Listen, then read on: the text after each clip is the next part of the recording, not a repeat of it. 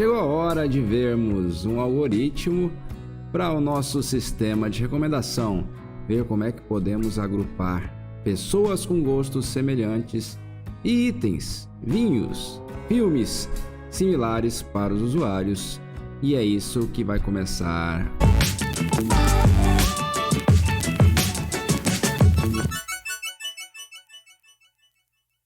Salve, salve! Professor Alexandre Rossini. Estamos aqui na continuidade do nosso curso.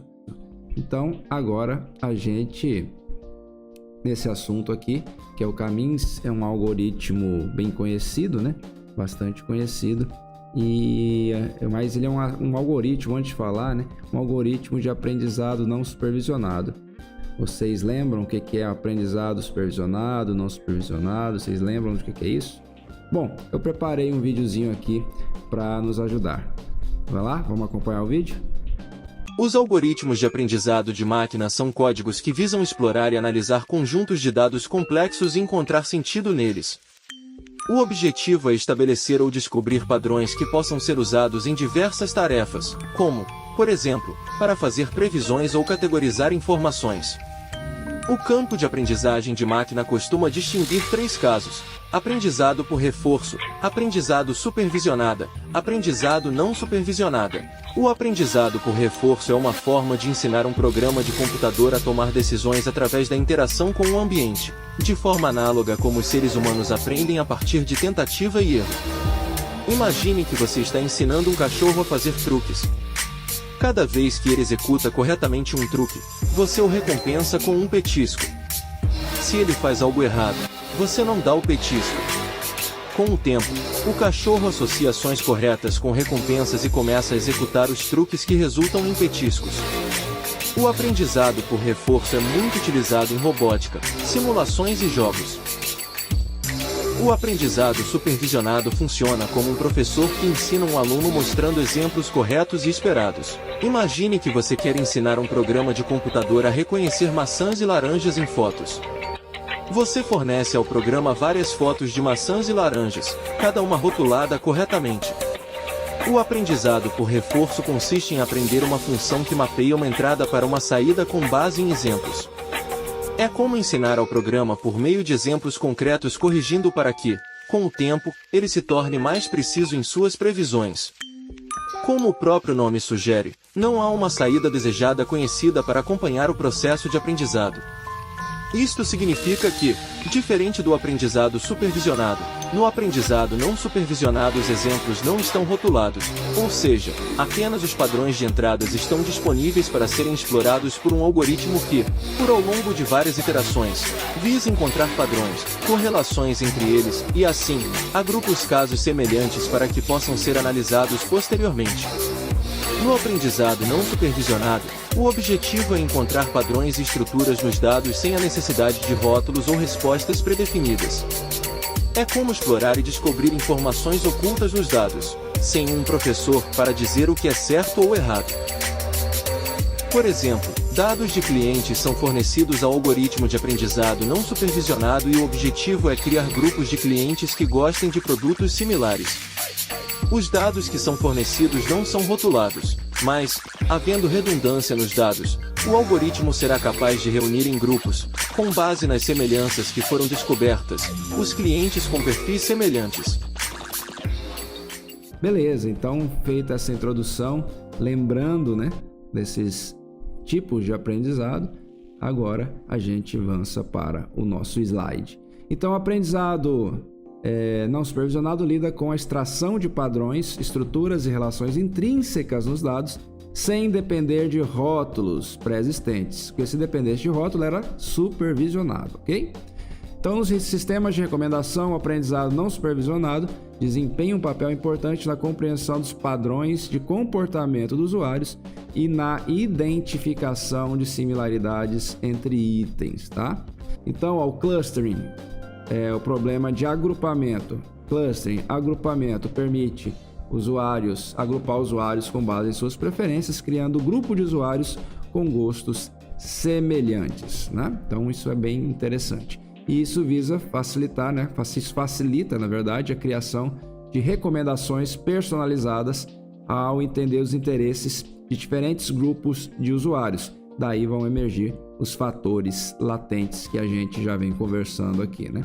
A gente tenta encontrar padrões de gostos, de preferências pessoais que estão ocultas, que são os fatores latentes, para melhorar a recomendação do nosso sistema, ok? Então vamos avançar aqui. Muitas vezes temos que lidar com dados não rotulados, é o caso de aprendizado não supervisionado, é o caso nosso aqui do nosso sistema de recomendação. Como pode ser o caso de usuários da Vineyard, a loja de vinhos de Ana e de Carlos, né? Então eles montaram a loja Vineyard e já contam com uma base de clientes bastante robusta. E eles estão então analisando essa base de dados para desenvolver um sistema de recomendação.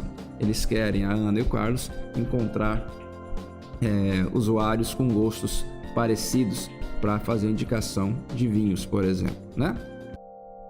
Nós temos aqui, podemos utilizar um algoritmo de aprendizado não supervisionado, que é um caso aqui do K-means que a gente vai utilizar, para identificar usuários com gostos semelhantes com base em suas preferências. Então, esses usuários têm preferências por tipos particulares de vinhos, tipos de uvas, regiões de produção ou características sensoriais, que são os fatores latentes.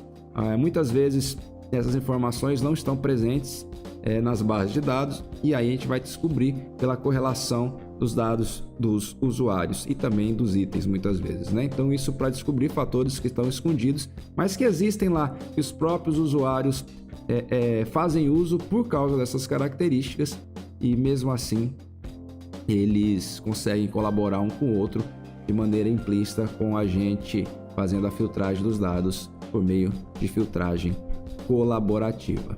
Bom, podemos aplicar um algoritmo de clustering para encontrar grupos de usuários com gostos semelhantes. As pessoas dentro de um mesmo grupo são aquelas que compartilham preferências semelhantes em relação a vinhos, né?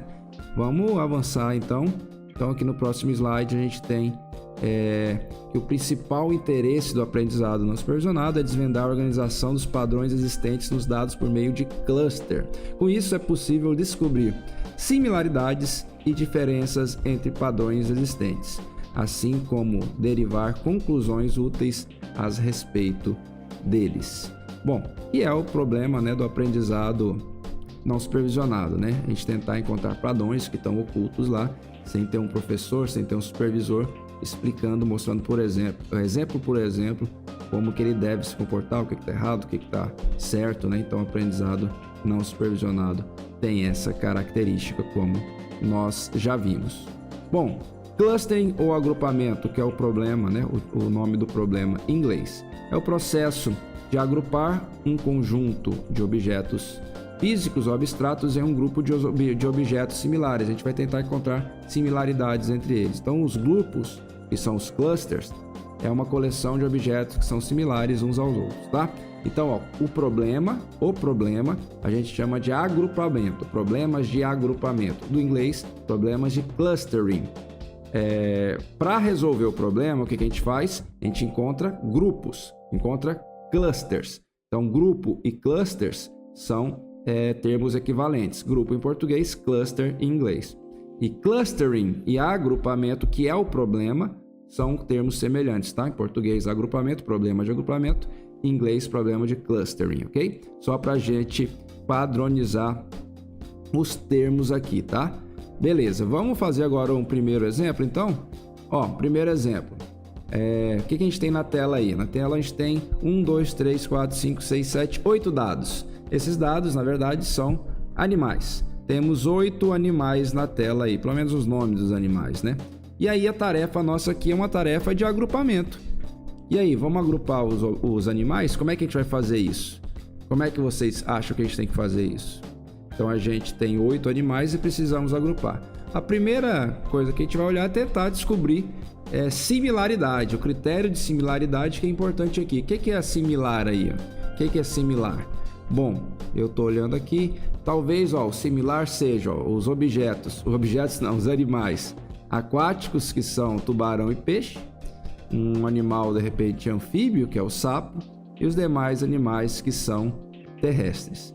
Que é isso daí, como está destacado. Acho que é meio uma forma de observar aí. Então a gente poderia, ninguém falou para mim quantos grupos, quantos clusters eu deveria agrupar esses dados, esses animais. Eu intuitivamente tentei procurar aqui a similaridade entre eles e cheguei à conclusão que seriam 3 grupos, né? Então o grupo dos animais terrestres, os animais aquáticos e os animais anfíbios. Tá? Eu que estou atribuído esse rótulo posteriormente, esse rótulo não existia, tá? Então são grupos, tá? Mas existe uma outra forma de a gente agrupar esses mesmos animais, gente? O que vocês acham? A gente consegue agrupar eles de maneira diferente, esses mesmos animais, em grupos que façam sentido, por algum critério de similaridade? Pois é, gente, tem como sim. E aí essa é a questão. O critério de similaridade é muito importante. Dependendo do critério que for usado, né? E os algoritmos permitem isso, muda o resultado. Mas para padronizar o algoritmo que a gente vai usar, que a gente já vai entrar daqui a pouco, é o caminhos, a gente vai padronizar como critério de similaridade a distância, tá? A distância euclidiana padrão. Mas vamos voltar no exemplo aqui para vocês entenderem. Então tem como organizar, agrupar esses animais por alguma similaridade de maneira diferente. Então como é que é? Olha só. Em 2 grupos, animais com pulmões e animais sem pulmões. Olha só que interessante, os mesmos dados, mas com agrupamentos diferentes. Os agrupamentos foram diferentes como resultado de critérios de similaridade diferente. Então, os algoritmos muitas vezes permitem a gente alterar os algoritmos de agrupamento, né, de problemas de agrupamento, alterar ou escolher o critério de similaridade que a gente vai adotar. Uma medida de similaridade. Então, isso muda completamente o comportamento. Aqui, neste vídeo, a gente vai padronizar, vai usar no Caminhos a medida como a distância euclidiana, que é a medida padrão normalmente usa no Caminhos, tá? A distância euclidiana, a distância entre 2 pontos, tá? Em linha reta. É isso que a gente vai adotar. Mas é importante vocês saberem essa informação aí. Beleza. Agora temos uma outra tarefa, eu tô rindo porque eu já sei o que é a tarefa e eu quero compartilhar com vocês agora. Temos algumas imagens aí na tela e precisamos agrupá-las. E agora, gente, o que a gente vai fazer? Vamos lá. Olha aí, pessoal. Temos 10 imagens aí de animais e pessoas. Esquece a minha, eu também tô aparecendo na tela aí, mas só as imagens aí que estão do meu lado aqui. Eu não conta comigo aí. Então temos essas imagens aí. E aí, a gente tem a tarefa de agrupar essas fotos em clusters. Como é que a gente vai agrupar? E aí, alguém tem uma ideia de como a gente pode agrupar? Então, claro, a gente pode agrupar pessoas e cachorros, né? Pessoas e cachorro. 2 grupos, 2 clusters. A gente não definiu o critério, mas eu acho que é meio óbvio a gente pensar nesse critério, né? Pessoas em um grupo, cachorros no outro. E aí, teria um outro critério de similaridade para essas fotos, gente? O que vocês acham? Pois é. E se eu mostrar esse próximo slide para vocês? Deixa eu tirar o meu rosto daqui. E aí? Seria um critério de similaridade válido? Se sim, eu acho que sim, né? Teríamos aí 5 clusters para os mesmos dados, para as mesmas imagens, né? Então, reforçando a questão do critério de similaridade. Bom, esse exemplo eu gosto, eu uso em sala de aula, os alunos muitas vezes dão risada, mas é interessante isso, né? Porque não é muito óbvio essa questão. Se eu chego para vocês, até sem mostrar nenhuma imagem, e falo, ó, tem animais e pessoas aqui, eu quero que vocês separem ele em 2 grupos. É meio que óbvio, né, que separaria pessoas e animais. Mas a gente viu que poderia ter um critério de similaridade diferente, porque tem animais muito parecidos com pessoas, né? E tem pessoas entre si que são diferentes, né? Bastante diferentes. E é isso. Beleza? Então é mais para alertá-los dessa possibilidade e também um momento de descontração aqui, tá? Então vamos ressaltar que a similaridade é difícil de ser definida, tá? Mas por padrão aqui, já falei e vou reforçar, a gente vai adotar a distância euclidiana, que é a medida que geralmente é utilizada com o Caminhos, ok? Beleza, agora a gente vai para o Caminhos, para o algoritmo Caminhos. Então o algoritmo Caminhos é extremamente simples, ele tem 4 passos. Primeiro passo, seleciono centro, centroide, K centroides. K é um número, tá? Então selecione um número de centroides iniciais. Centroides é um centro de massa, é um ponto, né? E vocês não vão entender o que é isso. Então vamos supor que K seja 3, K seja 4, ok? Então a gente define um valor para K inicialmente.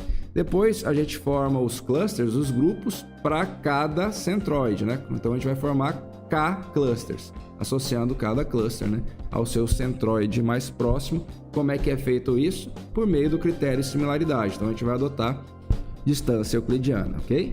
E aí o que faz no terceiro passo? Recalcula a posição dos centroides com base no centro de gravidade do cluster, porque o cluster vai começar a agrupar dados. Então, uma vez que agrupou os dados, a gente vai recalcular o centro de gravidade do cluster, tá? Vocês vão entender com um exemplo aqui. E aí a gente repete os passos 2 e 3 até que o centroide não seja mais movimentado. Então são poucos passos, rapidinho esse algoritmo, e vamos ver um exemplo. Então, ó, a gente tem um exemplo aqui. Nós temos um plano cartesiano com 1, 2, 3, 4, 5, 6, 7, 8, 9, 10, 11, 12, 13 dados, tá? 13 instâncias aí plotados no plano cartesiano. Então, beleza. Vamos relembrar aqui o algoritmo. Primeiro passo, seleciona K centroides iniciais. Então, K, um valor que eu dei igual a 3. Então, 3, a gente vai trabalhar com 3 clusters, 3 grupos. E aí, eu selecionei como centroides iniciais 3 dados aleatórios da nossa base de dados, tá? Não precisaria ser os dados, dados aleatórios da base de dados ou dados da base de dados. Poderia ser valores dentro do plano cartesiano, valores aleatórios que poderiam não ser dados.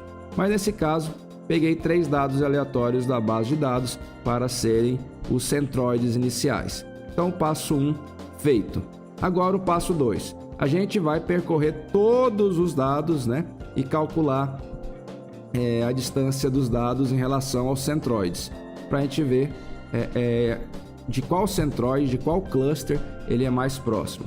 Então, ó, agora os centroides são os que têm borda aí colorida, borda verde, borda azul e borda vermelha. Então, esse ponto da esquerda que está verde, foi calculada a distância euclidiana para os 3 centroides.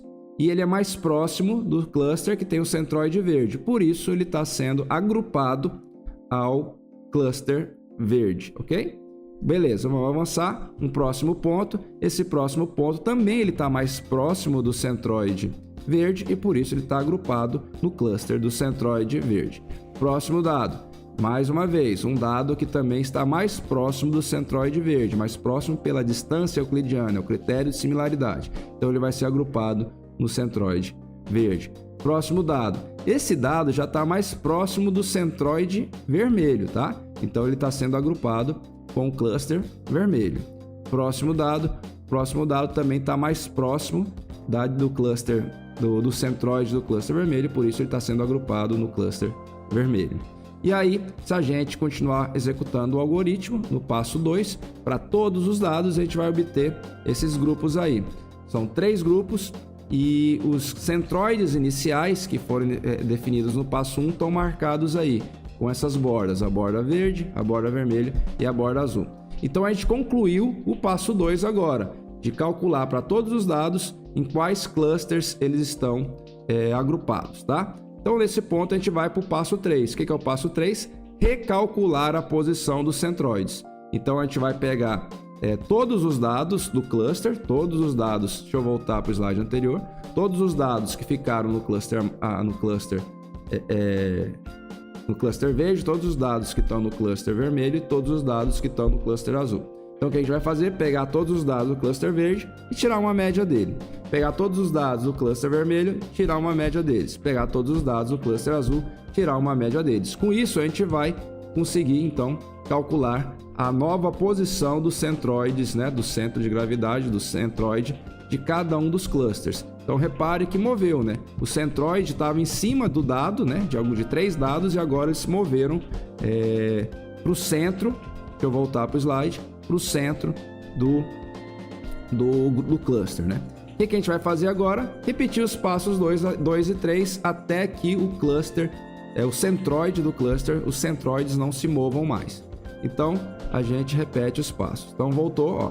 Os centroides dos clusters são onde estão essas bordinhas, verde, vermelha e azul. Então vamos lá, para todos os dados de novo. Ó, aquele primeiro dado está mais perto do verde, então ele continua no cluster verde. Próximo dado, vamos lá, também está mais próximo do verde.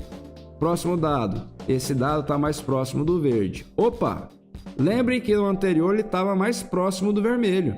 Agora ele está mais próximo do verde. Então por isso que a gente precisa repetir os passos, tá?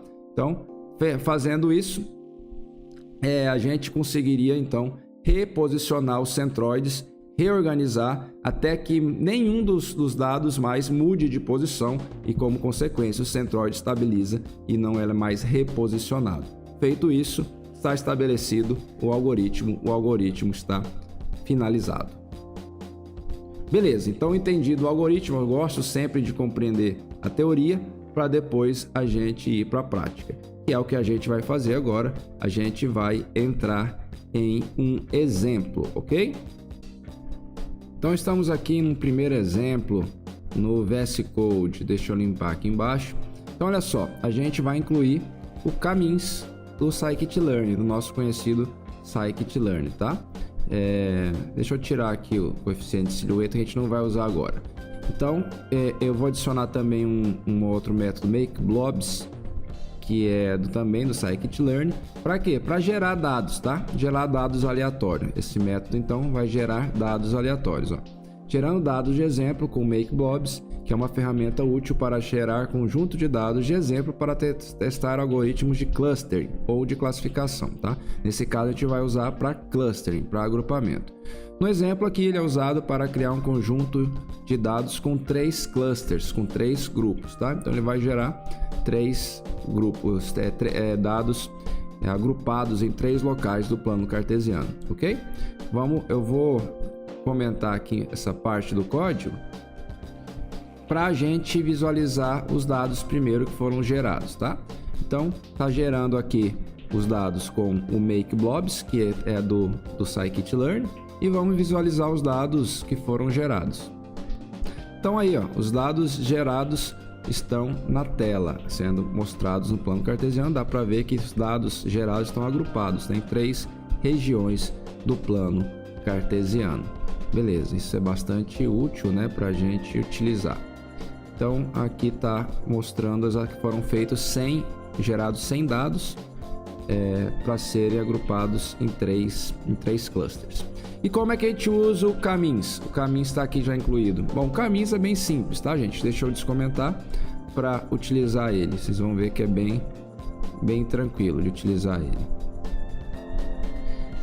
Deixa eu comentar o coeficiente de letra, a gente não vai usar ele agora.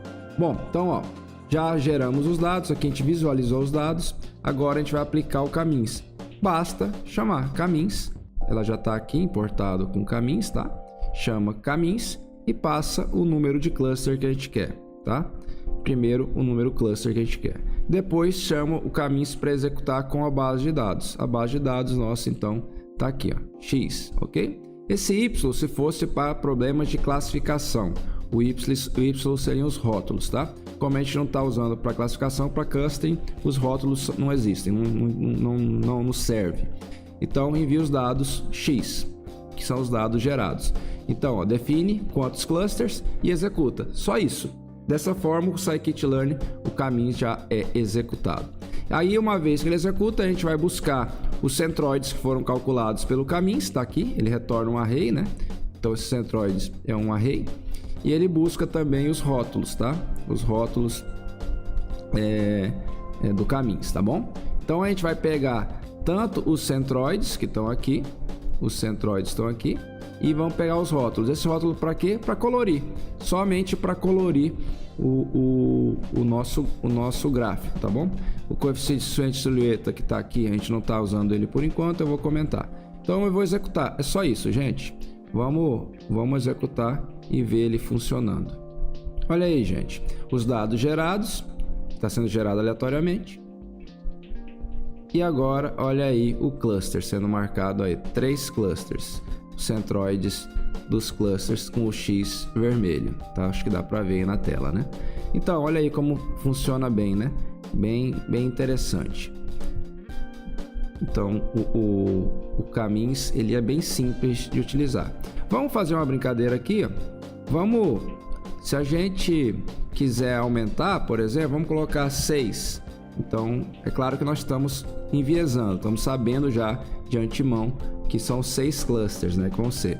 Aí eu vou colocar 6 aqui, clusters no Caminhos. A gente espera que dê um resultado bom, né, gente? Aí os dados gerados, né? Vou fechar e vai abrir agora os clusters. Olha aí, os clusters calculados, 6 clusters, tranquilo? Foi o Caminhos que encontrou os clusters, só analisando os dados. É isso. Bom, pessoal, é bastante simples, né? Usar o Caminhos, e ele é um algoritmo bastante poderoso, bem interessante. Eu não sei se vocês estão se perguntando, né? Nesse momento, como é que eu sei a quantidade de clusters que vão ter se não supervisionados, se a gente tem que explorar os dados. É verdade, a priori a gente não sabe a quantidade de clusters, nesse caso estava enviesado, a gente estava trabalhando, forçando isso. Mas existe uma forma de tentar descobrir de maneira automática a quantidade de clusters mais adequado para um conjunto de dados, tá? Vamos ver aqui as métricas para avaliação de aprendizado não supervisionado, aqui algumas das principais métricas. Então, o coeficiente silhueta, que eu já falei aqui, é o que a gente vai usar, tá? O coeficiente silhueta, ele vai ser útil para a gente determinar a quantidade de clusters que vai ser determinado pelo conjunto de dados que eu acabei de falar para vocês. E tem outras métricas aí, tá? Que estão aí também exibidas na tela. Mas a gente vai trabalhar com o coeficiente de silhueta, ok? Bom, o que é o coeficiente de silhueta então? O coeficiente de silhueta é uma métrica utilizada para avaliar a qualidade dos grupos, dos clusters. Ele é um coeficiente que mede o quão bem os objetos, os dados estão agrupados e indica a coesão e a separação entre os clusters. Então, olha só, o coeficiente de silhueta ele varia, é um índice, é um valor que varia no intervalo entre -1 e +1, tá bom? Então, o coeficiente de silhueta varia nesse intervalo de -1 a +1. Onde o -1 significa que o dado pode estar mais apropriado em um cluster diferente do que o que ele está. Tá? Então, não é algo legal quando é coeficiente de silhueta próximo de -1. Coeficiente de silhueta próximo a 0 indica que os dados estão na fronteira entre dois grupos, ele está bem no limite, os dados em geral estão bem no limite entre dois grupos. E o +1 indica que o dado ou o grupo de dados, os dados estão bem agrupados nos clusters, eles estão bem agrupados, tá? Estão próximos dos centroides e distantes dos outros grupos. Então, o que nos interessa aqui é coeficiente de silhueta, quanto mais próximo de 1, melhor. Tá? O coeficiente de silhueta 0, abaixo de 0 não é legal. A gente vai procurar, a gente tenta sempre conseguir um coeficiente de silhueta mais próximo de 1, ok? Bom, então vamos para o VS Code, né? Trabalhar com exemplo agora para ver como é que utiliza o coeficiente de silhueta. Então, olha só, eu tinha comentado, né, o coeficiente de silhueta, vou liberar aqui. Então, o código fonte é o mesmo que estava trabalhando. Estou vendo aqui a quantidade de clusters, né? Vamos voltar para a quantidade que a gente trabalhou inicialmente, 3 clusters, né? E aí agora, ó, eu quero obter o coeficiente de silhueta. Para isso, ó, basta chamar o método silhouetteScore, ok? Que ele está também no scikit-learn, tá? Então, importou ele, a gente pode utilizar. E é só essa linha, basta essa linha, tá? Depois de executar o Caminhos, né? Aqui, na verdade, né? Depois de executar o Caminhos nessa linha, a gente pode colocar o coeficiente de silhueta. Poderia ser logo a seguir dessa linha, porque aqui que é a execução. Eu coloquei um pouquinho mais à frente, mas poderia ser anteriormente, tá? E aí, agora, vou imprimir o coeficiente de silhueta no título do gráfico para a gente ver o que aconteceu. Bom, os dados foram gerados aleatoriamente, 3 clusters, e agora vamos ver. E olha aí, então foram encontrados 3 clusters e aqui agora no título está exibindo, ó, coeficiente de silhueta médio olha aí o coeficiente de silhueta para essa solução, para esses clusters aqui, de 0,89, é muito próximo de +1, então significa que estão bem agrupados os dados, é praticamente 0,9, está muito bem agrupado, ok? Beleza. Vamos fazer um outro exemplo aqui agora. Vamos gerar aqui, sei lá, dados como se fossem para 6 clusters. Existiriam 6 clusters a princípio. Só que a gente não sabe disso, tá? A gente vai permanecer deixando 3 clusters por caminhos. Vamos ver o que vai acontecer aqui. A tendência é que o coeficiente de silhueta baixe, né? Vamos ver o que vai acontecer. Dados gerados, vamos fechar. Atualizou, olha aí, o coeficiente de silhueta despencou. Ele era 0,89, praticamente 0,9, né? Agora ele caiu para 0,67, tá? Então, os 3 clusters ficaram sendo esses daí. Mas visualmente a gente vê que na verdade seriam 6, né? 6 clusters, ok? Então, como é que o coeficiente de silhueta vai nos auxiliar para a gente encontrar de maneira automatizada a quantidade de clusters mais adequada? Pessoal, eu vou abrir um outro exemplo aqui. O que a gente vai fazer é o seguinte: a gente vai executar o caminhos para vários clusters. Lembra? Vou voltar para o exemplo anterior. Lembra que eu falei que a primeira coisa a ser feita é determinar, estabelecer o parâmetro do caminho, a quantidade de clusters que ele vai calcular? Então, eu estava definindo aqui, a priori, 3 clusters, por exemplo. Então, agora, vou mudar de exemplo. Como é que a gente vai fazer? A gente vai fazer um laço, ó. Um laço aqui, eu estou colocando de 2 a 10 clusters. Poderia ser 2 a 20, de 2 a 50 clusters, não tem problema. Tem um for aqui que vai calcular. Então, o caminhos vai ser calculado para 2 clusters, para 3 clusters, 4 clusters, até 10 clusters, tá aqui, ó. Então, o caminho está sendo inicializado com a quantidade de clusters do i desse laço. Então, ele vai executar de 2 clusters a 10 clusters. E para cada execução, para cada iteração desse laço, eu vou calcular o coeficiente de silhueta, tá? Então, eu calculo o coeficiente de silhueta para 2 clusters, para 3, para 4, para 5, até para 10. O que vai acontecer? Quando eu descobrir o coeficiente de silhueta máximo dentro desse range, quer dizer que eu encontrei a quantidade mais adequada de clusters que tem que ter naquela análise, naquele agrupamento de dados, ok? Então é isso. Bom, vamos fazer o seguinte aqui, ó. Ele está gerando dados para 3 clusters, estou executando o range de 2 a 10 e vamos ver como é que ficou aqui o gráfico, né? Então vamos lá, gerar aqui. Ó, os dados foram gerados aleatoriamente. E aí, ó, coeficiente de silhueta médio.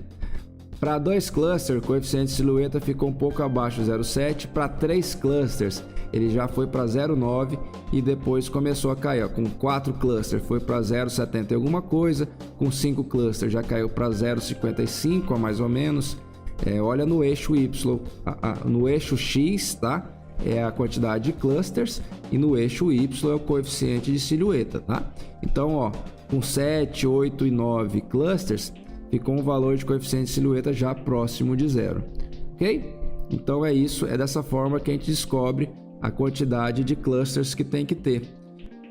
Pessoal, agora vamos brincar aqui, vamos fazer o seguinte, vamos, ao invés de deixar com 3, vamos colocar para executar com 8 clusters, tá? Dados para 8 clusters. Nosso algoritmo sabe que vão ser 8 clusters. Então aqui está o range para calcular o coeficiente de silhueta de 2 a 15, né? De 2 a 14 no caso, né? Até 15, né? Menor que 15. E aí ele vai plotar o melhor resultado que está aqui sendo armazenado na variável QT cluster, que está sendo armazenado aqui dentro do laço do nosso range, tá? Então tá aqui, ó. Então a variável QT cluster armazena o melhor resultado e a gente executa o caminho com o melhor resultado. Vamos ver o que vai acontecer. Então primeiro os dados foram gerados, né, aleatoriamente, com 8 clusters, né, os dados são aproximados em 8 clusters. Na sequência calcula o coeficiente de silhueta. O coeficiente de silhueta está sendo calculado e aí plotou na tela aí, ó. Então, ó, observa que o melhor resultado, ó, o eixo X é o coeficiente de silhueta, o eixo X é a quantidade de clusters, tá? E o eixo Y é o coeficiente de silhueta. Então, o eixo X, a quantidade de clusters. Observe que o cluster tem quantidade de 8 clusters, ele é o que tem o melhor coeficiente de silhueta, é o pico lá no alto, né? Com 14, com 2 é muito próximo de 0 o coeficiente de silhueta. Então, vocês viram aí que ele conseguiu, né? conseguiu determinar a quantidade de clusters adequada. E tá aqui os clusters, 8 clusters agora. O próprio, de maneira automática, encontrou isso. Então, o coeficiente de silhueta médio foi de 0,83. Então, o resultado foi legal, né? Então, vocês viram aí que dá para encontrar de maneira automática uma quantidade legal de clusters. Não vou falar ideal, porque pode ser que ele falhe em algum momento, mas uma quantidade bem próxima do esperado, de fato, dos dados reais. É uma métrica interessante, é uma estratégia interessante de ser utilizada, tá? Beleza, vamos voltar para o slide. Então aqui está o que a gente acabou de ver, né? Então, o coeficiente de silhueta ele pode ser usado para determinar a quantidade de clusters que tem no conjunto de dados que está sendo analisado, ok? Então, nesse exemplo aí, ó, a quantidade de clusters que seria melhor seria 3, é onde está mais alto aí. Lembrando que o eixo X é a quantidade de cluster nesse gráfico e o eixo Y é o coeficiente de silhueta, ok? Beleza. Agora, gente, então a gente vai avançar para um exemplo trabalhando com caminhos na filtragem colaborativa de sistemas de recomendação. Afinal, é isso que a gente estava procurando, esse caminho que a gente quer chegar. Bom, vamos voltar para o VS Code. Agora é um outro exemplo que a gente vai fazer. Aqui vamos utilizar uma base de dados também fictícia para a gente entender, brincar. Então a base de dados está aqui, é uma matriz, né? Uma matriz usuário-item. Cada linha é um usuário, tá? Cada linha é um usuário. E cada coluna é referente a um item, nesse caso, a um filme. Então a primeira linha é o usuário Ana, a segunda linha, o usuário Carlos, a terceira linha, o usuário João e assim por diante, ok? E aí repare que o Enzo ainda não está inserido, ele está comentado, eu vou inserir ele depois, tá? Então só vale de Ana José. Então essa linha que é a do Enzo está comentada. Então na verdade o que está valendo é só essa parte aqui, as 6 linhas. A linha da Ana, Carlos, João, Maria, Joana e José. E as colunas de cada filme. Então a primeira coluna é do filme Homens de Preto, Men in Black, tá? Segunda coluna do Star Trek, terceira coluna do Ace Ventura, quarta coluna Coração Valente, quinta coluna o filme Razão e Sensibilidade, sexta coluna o filme Os Miseráveis. Então tá aqui colunas, filmes, tá? E as linhas são os usuários. Então a primeira coisa que a gente vai fazer aqui, reduzir a dimensionalidade. Como é que a gente faz isso? Por meio do SVD, tá? Então tá aqui incluído já o SVD do Scikit-Learn. Então vamos usar ele para reduzir, nesse caso, para 2 dimensões. Então a gente vai reduzir para 2 dimensões os usuários e também os filmes, tá? Primeiro os filmes aqui em cima e os usuários na sequência.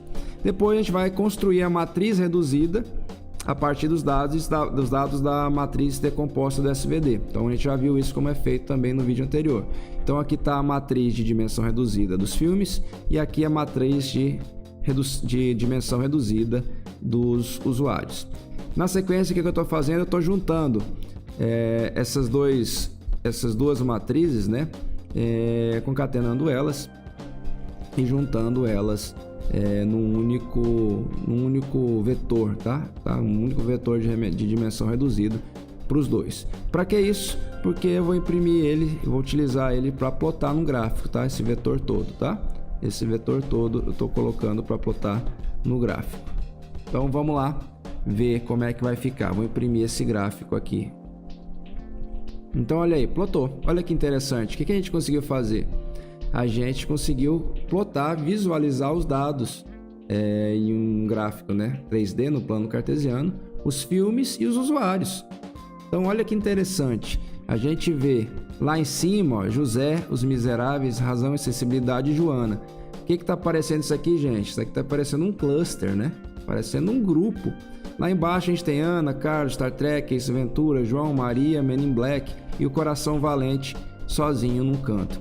Então olha aí, já dei a deixa, né? Já dei a deixa. O que a gente vai fazer agora, gente? A gente vai usar o caminhos, tá? Eu vou comentar essa linha aqui para não exibir mais esse gráfico. E agora a gente vai executar o caminhos em cima dessas redução de dimensionalidade que a gente fez, tá? Beleza.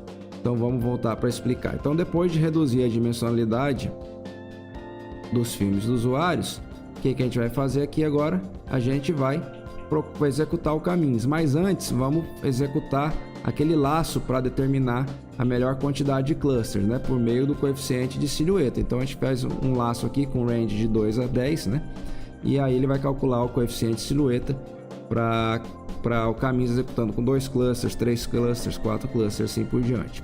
E aí armazena a melhor quantidade de clusters que ele encontra, ou seja, aquele que é mais próximo de 1, na variável QTClusters.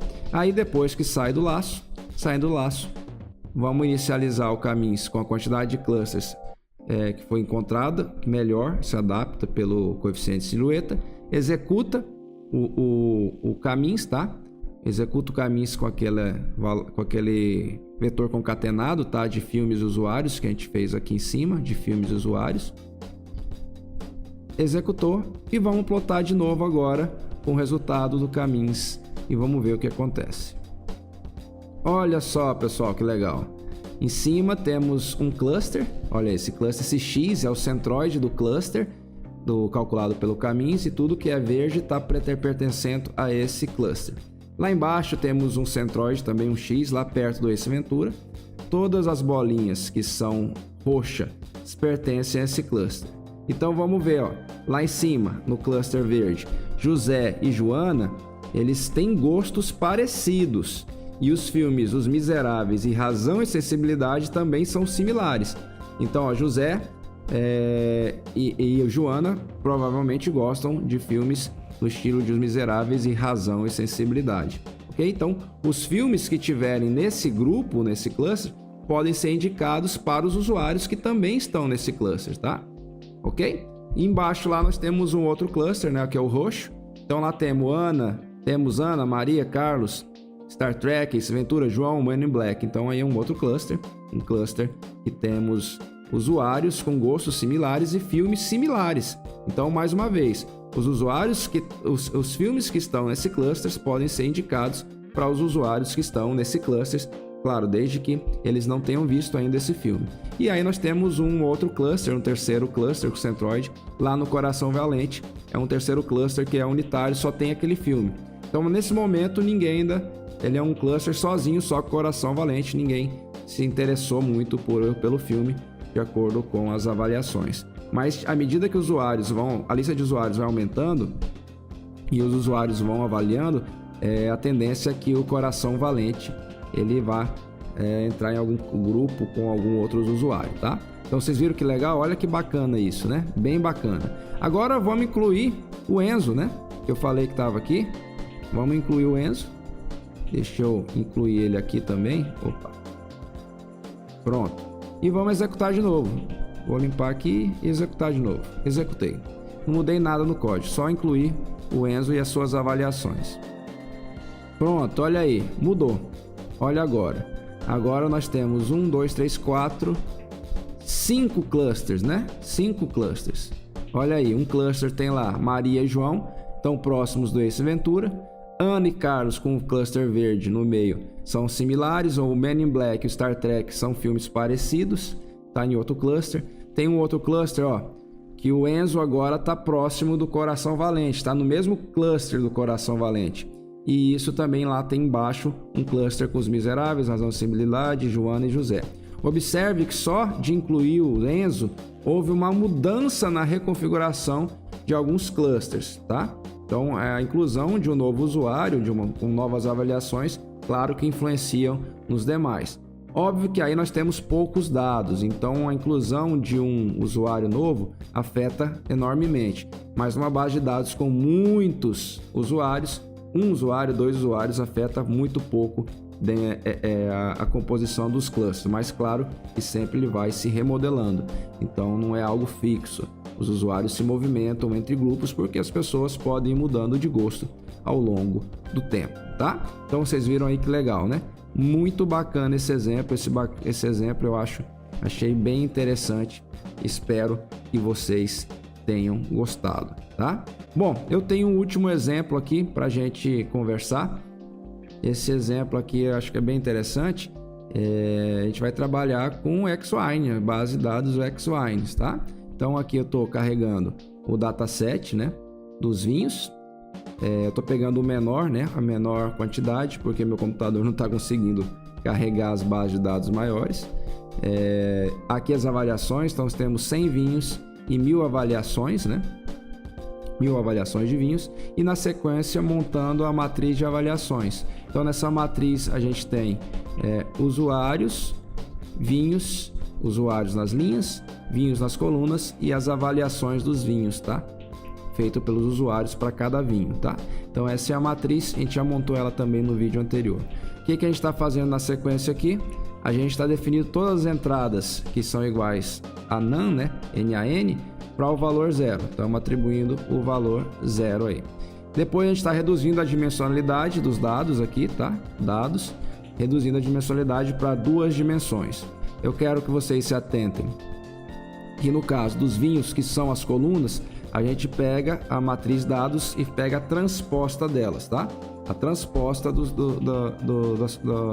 da matriz dados. Porque lembrando que os vinhos estão nas colunas, então a gente quer pegar eles para ficar nas linhas, tá? Então a gente pega a transposta. E os dados vai para o usuário, tá? Porque o usuário já está na linha. Então nesse caso aqui fica os dados mesmo. Então a transposta para os vinhos e os dados para o usuário.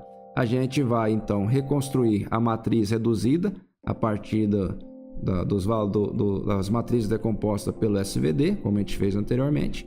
Aqui eu estou juntando elas, os dados, tudo em um vetor de novo, ok? Tudo no vetor de novo. Aqui eu tô, essas duas linhas é só para colorir, tá? É só para poder colorir. Eu estou pegando o que é vinho e atribuindo 0. E o que é vinho, o label de usuário, desculpa, atribuindo 1. Então é só para colorir. O que for 0 é vinho, aí ele vai colocar uma cor. O que for 1 aqui no label, ele vai ser o usuário e vai colorir de outra cor, ok? Beleza. Então agora, eu vou executar o caminhos na sequência. Então aqui ele já vai plotar, né, o gráfico. Deixa eu executar primeiro. Plotar esse primeiro gráfico aqui. Eu acho que ficou errado lá em cima, ó. Aí. Beleza. Vamos executar aqui. Olha aí, executado. Então, foi plotado aí os vinhos e os usuários. Então, o vinho está na cor roxa, os vinhos estão na cor roxa, os usuários nas cores verde, ok? Beleza. Era só para a gente plotar, para visualizar isso daí. Agora eu vou comentar isso daqui e vou descomentar o resto, tá? Eu estou comentando para não exibir aquele gráfico de novo. Já vimos ele, não quero que exiba de novo. E aí eu vou descomentar essa parte de baixo aqui do código, que é o que nos interessa, tá? Bom, então a outra parte aqui é para a gente descobrir a quantidade de clusters que está mais adequado para essa base de dados pelo coeficiente silhueta. Eu coloquei um range de 2 a 20 aqui, tá? Bom, aí ele executa o caminhos com a quantidade de clusters que ele achar mais adequada. Ele pega os centroides, tá? Esse aqui tá pegando esse centroide só para poder exibir na tela, tá? Que vai ter um gráfico final plotado. Aqui nós temos armazenando os clusters de cada vinho e usuário, tá? Então eu pego lá do caminhos, os labels, que é os clusters que eles foram agrupados, tem um número lá para cada dado, ele é agrupado num cluster, né? Então os clusters são numerados, é isso que tem aqui. Aí o que eu estou fazendo aqui? Adicionando agora nas variáveis concatenadas os labels, os grupos de todo mundo, tá? Todos os grupos que o Caminhos encontrou, eu estou adicionando na matriz concatenada a uma coluna nova, que é a coluna clusters, tá? Então eu tenho aí agora todos os dados, lembrando que esse concatenado é o resultado aqui da concatenação aqui das matrizes reduzidas de vinhos e usuários, né? Armazenando aqui, que eu utilizei para levar para o caminho, está aqui, né? Então agora eu pego e faço o que aqui? Eu estou adicionando a coluna dos clusters, né? A coluna dos clusters no concatenado. Então agora eu tenho todos os usuários, todos os vinhos usuários e seus grupos. Agora eu vou arredondar eles para 2 casas decimais, que está com muita casa decimal, então coloquei para arredondar, para ficar melhor a gente visualizar. E aqui eu estou quebrando. Aquele concatenado, lembra que era a junção de vinhos e usuários. Agora eu estou separando de novo. Então, o que tem que ir para os vinhos está indo para os vinhos, e o que tem que ir para a coluna, para o usuário, está indo para o usuário, ok? Então, estamos quebrando aqui. E aí, agora eu vou criar um data frame para os vinhos e para os usuários. Então, no data frame do vinho, vai ter o identificador do vinho, vou incluir o identificador do vinho, vai ter as dimensões reduzidas aqui, eu posso até tirar, mas a princípio eu vou deixar elas, e o cluster que o vinho foi agrupado. E também estou fazendo um data frame para os usuários, que lá a gente vai ter também o identificador do usuário, tá? Sendo obtido daqui, as colunas, as duas dimensões reduzidas, e o cluster, o grupo que o usuário pertence. Então a gente vai ter agora aqui nesses dois data frames o vinho, o seu ID e qual cluster esse vinho pertence, e também aqui o usuário pelo user ID e a qual cluster pertence o usuário. Então a gente vai ter uma lista de usuários e uma lista de vinhos, tá?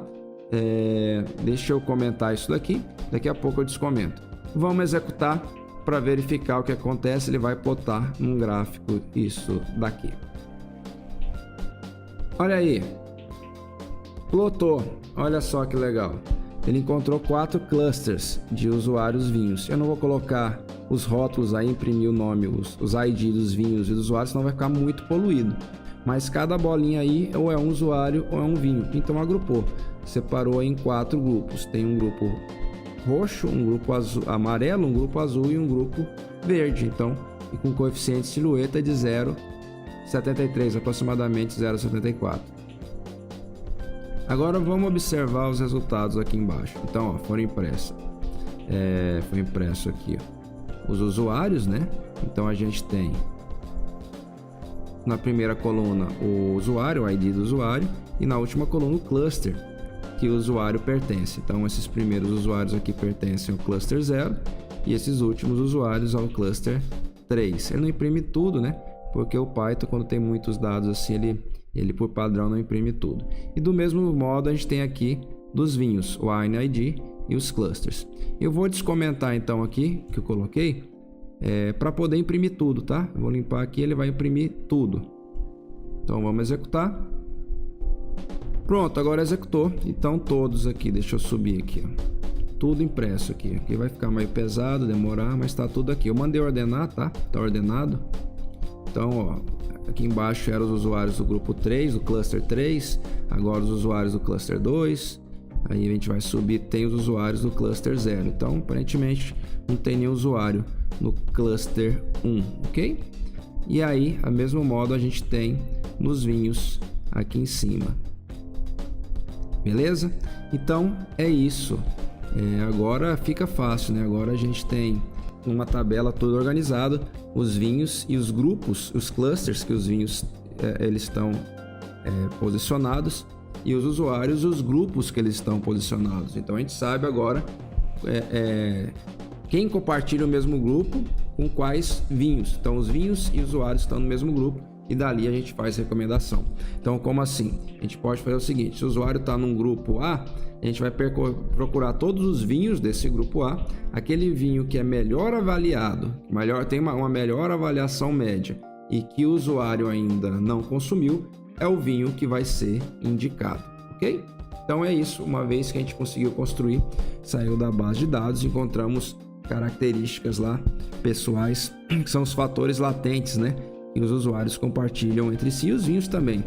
Beleza? Essa é a ideia de filtragem colaborativa com Camins. Redução de dimensionalidade, depois o Camins. Espero que tenha sido bastante útil, proveitosa, esclarecedora e que tenha aberto a mente de vocês para novas possibilidades. Ok? Então estamos chegando ao fim desse vídeo e valeu!